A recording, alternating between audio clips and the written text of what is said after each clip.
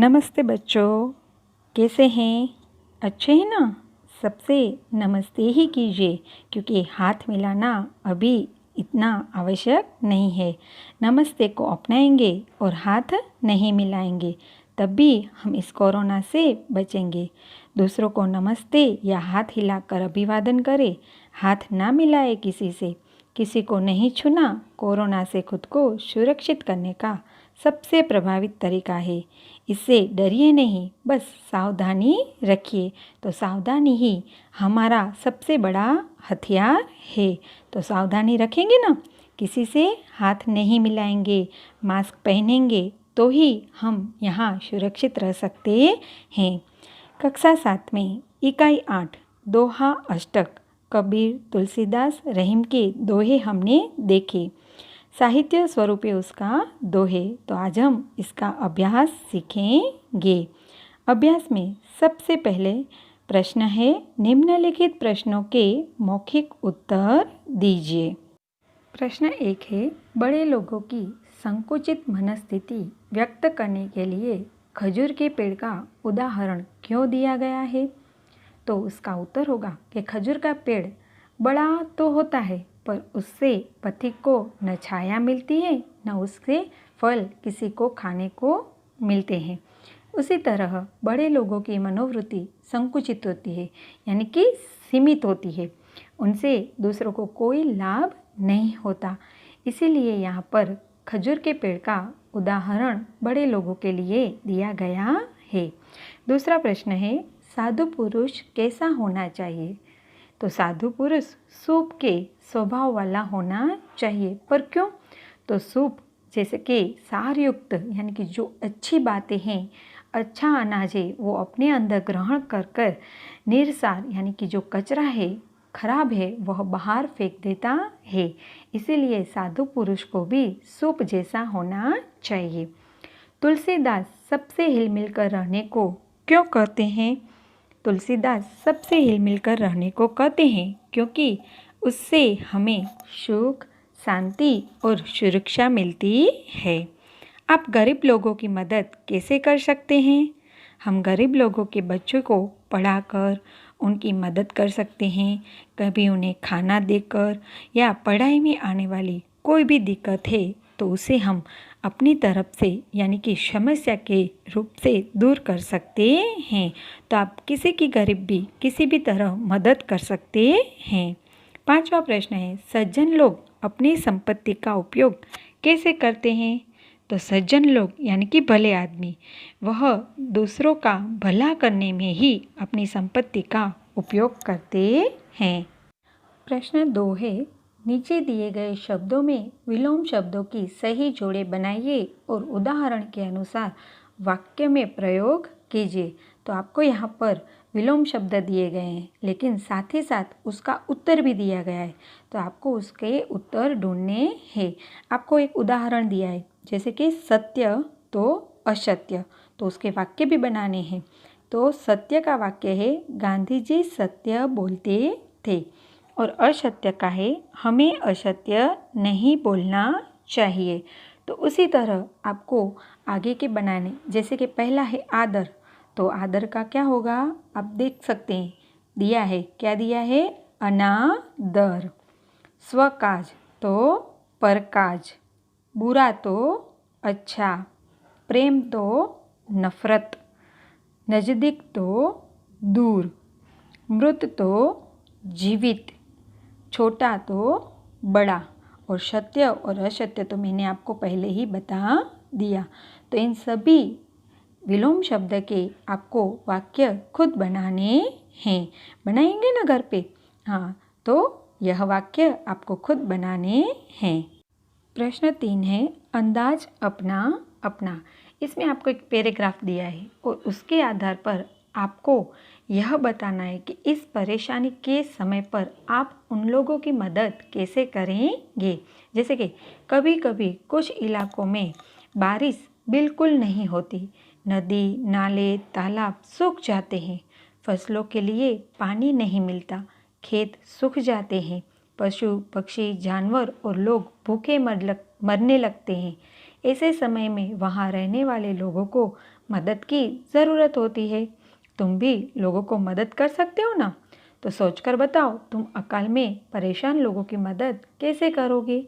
आपने कई बार देखा है कि कई बार बाढ़ आती है तो वहाँ की जो जनता है उन्हें लोगों को खूब परेशानी होती है, तो हम उनके लिए धन इकट्ठा कर सकते हैं।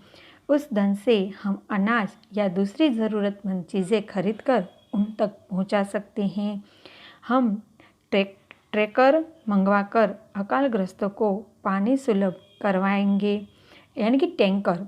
तो इस तरह हम जानवरों के लिए भी चारे का प्रबंध कर सकते हैं। तो कई तरह की मदद हम अकालग्रस्त लोगों के लिए कर सकते हैं।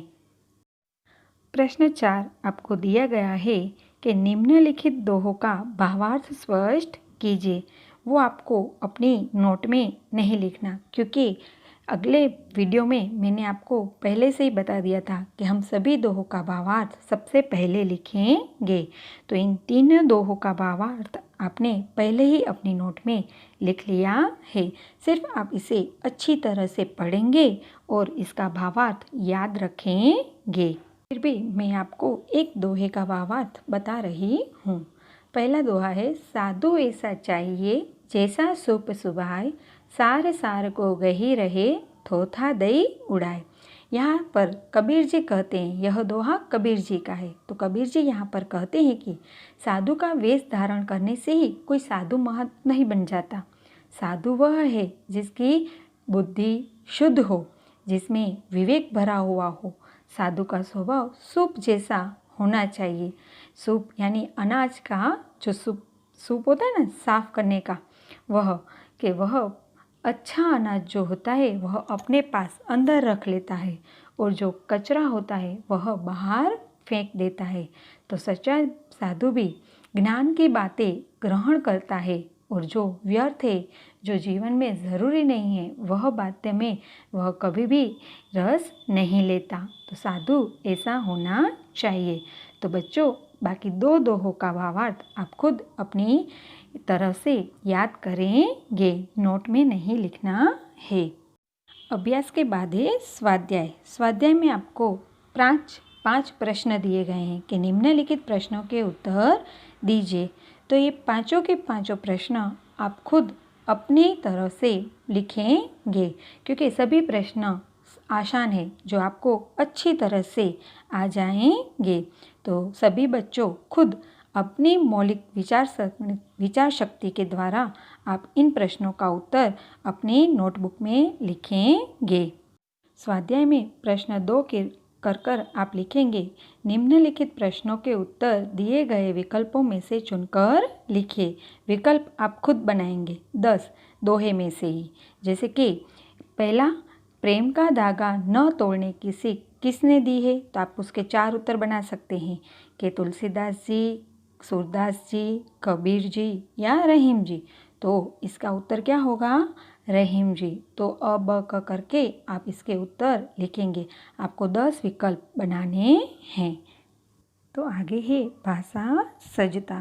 तो भाषा सज्जता में आज हम सर्वनाम के दूसरे 2 प्रकार सीखेंगे। निश्चितवाचक और अनिश्चितवाचक हमने इकाई 6 में देखे। तो आज हम प्रश्नवाचक सर्वनाम और संबंधवाचक सर्वनाम के बारे में देखेंगे। आपको कुछ वाक्य दिए गए हैं। वह कौन जा रहा है? पहला इनाम किसे मिला? आप क्या लाए हैं? किसने कहा आज छुट्टी है? तो उपयुक्त वाक्यों में आप देख सकते हैं कि कौन, किसे, क्या, किसने जैसे शब्दों से प्रश्न पूछे गए हैं। तो इन शब्दों में किसी न किसी संज्ञा के स्थान पर आए हैं कि जब उसका हम उत्तर देंगे तो जवाब हमें संज्ञा के रूप में मिलेगा। इसलिए ये प्रश्नवाचक सर्वनाम है। तो प्रश्नवाचक सर्वनाम किसे कहते हैं? संज्ञा के विषय में जिन शब्दों से प्रश्न किया जाए वे प्रश्नवाचक सर्वनाम कहलाते हैं। दूसरे वाक्य दिए गए हैं आपको, जैसा करोगे वैसा भरोगे। जो मन लगाकर पढ़ेगा वह अवश्य उत्तीर्ण होगा। जिसकी लाठी उसकी भैंस। तो उपयुक्त वाक्यों में जैसा वैसा, जो, वह, जिसकी, उसकी, यह शब्द है वो परस्पर आपस में एक दूसरे से संबंध दर्शाते हैं। यानी कि परस्पर संबंध दर्शाने वाले शब्दों को संबंधवाचक सर्वनाम कहते हैं। तो संबंधवाचक सर्वनाम किसे कहते हैं? तो वाक्य में संबंध बताने वाले सर्वनाम को संबंधवाचक सर्वनाम कहते हैं। जैसे जैसा, वैसा, जो, वह, जिसकी, उसकी। तो ऐसे जो शब्द है जो एक दूसरे के साथ हमें संबंध दर्शाते हैं, तो इसे संबंधवाचक सर्वनाम कहा जाता है। जैसा करोगे वैसा भरोगे, यानी कि जो जैसा करेगा उसे उसी प्रकार फल मिलेगा। तो दोनों शब्द है वह एक दूसरे के साथ संबंध दर्शाते हैं। तो ऐसे वाक्यों को संबंधवाचक सर्वनाम के अंतर्गत रखा जाता है। इसके नीचे आपको नीचे दिए गए वाक्यों में रेखांकित शब्दों को प्रश्नवाचक और संबंधवाचक सर्वनाम में वर्गीकृत कीजिए। आपको 7 वाक्य दिए गए हैं और सभी वाक्य में एक शब्द के नीचे लाइन बनाई हुई है। तो आपको इन शब्द के आधार पर वह वाक्य प्रश्नवाचक है या संबंधवाचक वह बताना है। तो वह कौन आ रहा है? तो कौन के नीचे लाइन की हुई है। तो कौन यानी प्रश्न पूछा गया है, तो वह किसके नीचे आएगा? प्रश्नवाचक सर्वनाम। जैसी करनी वैसी भरनी। जैसी तो वैसी, दोनों शब्दों के बीच संबंध दर्शाया गया है, तो यह वाक्य आएगा संबंधवाचक सर्वनाम। जो चलता रहेगा वह मंजिल तक पहुँचेगा। तो जो और वह दोनों एक दूसरे के साथ संबंध दर्शाते हैं, तो तीसरा वाक्य भी संबंधवाचक सर्वनाम के अंतर्गत आएगा।